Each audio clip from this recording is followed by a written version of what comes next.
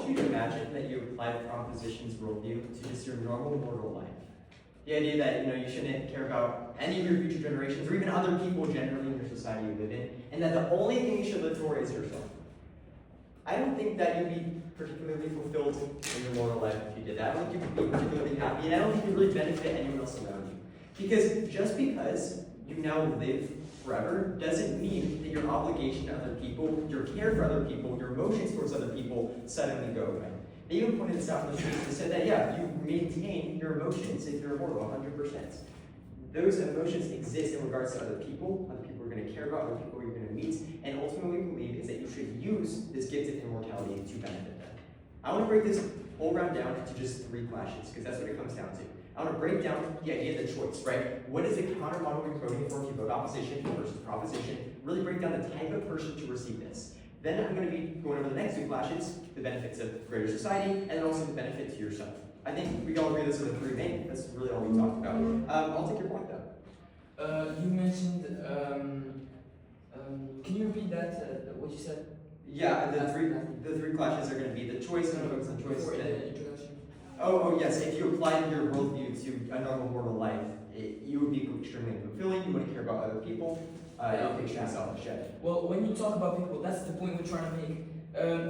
There's no people. We think in a long term, and in the long term we have an infinite amount of time, so we don't have to include people because people are not infinite. We're gonna be alone in a certain at a certain point.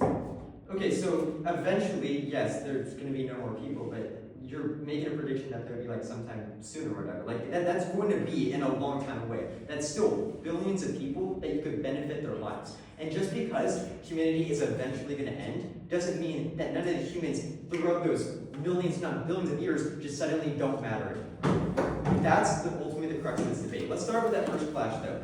Let's look at the choice, because there's a few things that they didn't really clash with Porter's whole counter model that he started his speech with, which I think was very nuanced. He spent like 3 minutes on it for a reason, because it's really the crux of this whole debate. Who is the type of person who made this choice? They're being singled out, it's one specific person, and it is inherently a moral obligation, because accepting the choice affects other people's lives, including your own, and then literally every other life in human history. It is a moral obligation, because it has moral impacts in that sense. If you vote opposition, you're voting for the counter model we presented, right? I mean, we provided the counter model of that type of person, which means you're voting for a selfless person who wants to benefit the greater good. Just to clarify, I mean, that's how the opposition team works in debate. You present the counter model, that's what you're voting for. So when they talk about things like, you're going to get corrupted and all these things, sure, you might have like changes in emotions, but you're still voting for that same selfless person who made the decision initially, and the person who wants to benefit the greater good. Why does this matter? Because that is the whole crux of this debate. So really what we have to weigh now is whether or not the greater good matters over your own personal well-being. Let's look at that second flash though, before I do some later one. How exactly does benefiting the greater good provide you with anything? Like how does it benefit you too? Sure, I'll get into that. Actually, I'm going to get into that right now in the second flash. There's this thing, so human beings, we don't like typically just isolate ourselves from society. We have friends, we have family, we have people we care very, very deeply about.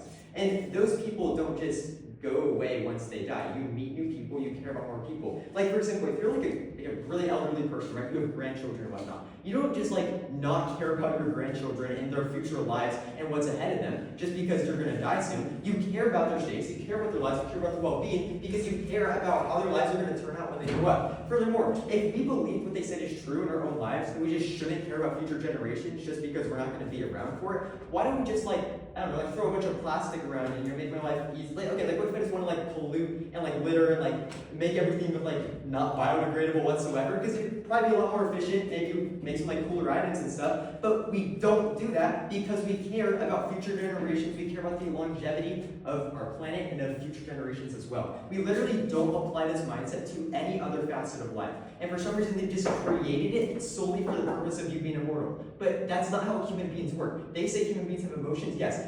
We form attachments extremely easily. For example, I just got to this debate tournament. I already know people I'm talking to and I like, and I've only met them for less than a day. We form attachments extremely easily.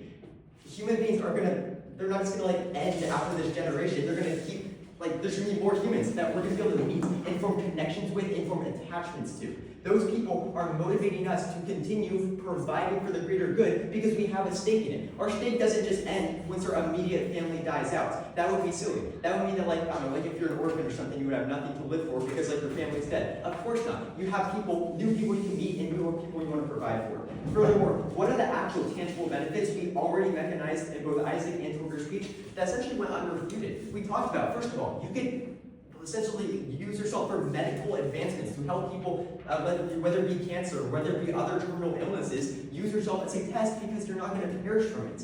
You know how many millions, if not billions of people can benefit from those types of things? Furthermore, the knowledge base you get from it, the innovation, the learning from history, both Isaac and Torger mechanized this heavily, and really with little clash from the proposition other than you should just live for yourself because that matters more. But if they want to choose mortality and live by this model of just live for yourself, that's an extremely unfulfilling and awful life. Because like there's a reason that human beings are attached and drawn to people, because that's just how we work. We are attached to people, we have things. We just want to pretend like just after a while you're just going to stop caring about people and whatnot. That's not how it works. They literally conceded we keep our human emotions. I'll take your point. How is it unfulfilling not to live an immortal? Like, how is it not unfulfilling to? How is it not unfulfilling to live in an immortal life while doing the same? Well, when you are in immortal life, you are living the same life that you would live if you were to the immortality. I'm a little confused what you mean. I don't.